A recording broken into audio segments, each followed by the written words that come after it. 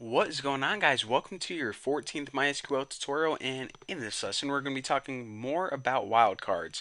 So we already know that the percent sign is a wildcard that can pretty much mean anything. It can mean any number of characters, whether it's a space, whether it's nothing, whether it's a whole bunch of text. It can mean anything at all.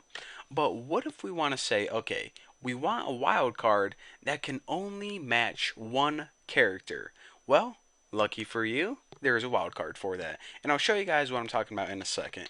So let's go ahead and select the name of item from the table items, of course, where the name of the item is like. Now, instead of using that percent sign wildcard, I'm going to use an underscore wildcard. Now, I happen to know this site sells boxes of frogs. Frogs, I say? Yes, frogs. So let me go ahead and run this query and see what we get. 3 boxes of frogs, 7 boxes of frogs.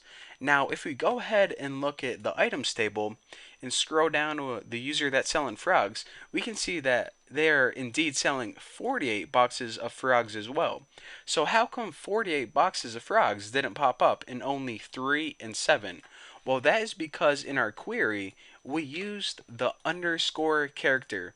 Now, unlike the percent sign, this underscore character means only a single character. So therefore, if there are more than one characters that can fit this place, for example, 48, that's more than one character, and we are asking for only a single character that could fit in this place. So that's why, what was it, like 43 boxes of frogs or something?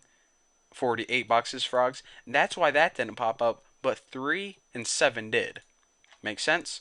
Now, what if we said, okay, but what if we did want to include that 48 boxes of frogs? Well, if we did want to include that, then we would need to put the percent sign instead of the underscore. So again, whenever we use the percent sign and make our query, then it's going to include everything. It doesn't only have to be one, it doesn't only have to be 2 characters, but it could be 100, 1,000. It could be like 57 characters if it wants. Again, like I said, the percent sign means anything and the underscore means one character. And just like the percent sign, you can use it in the middle, at the end, just like we would the percent sign. But I don't want to go through all those examples because they're pretty self-explanatory. So again, whenever you need to use wildcards, for example, if you're making a website like eBay or Amazon, and also if you were ever to make something like search engine like Google or just a simple search engine for your site, you can use the wildcards, but sometimes the percent sign and underscore wildcards just aren't enough. And when that's the case, we need to use something called regular expressions.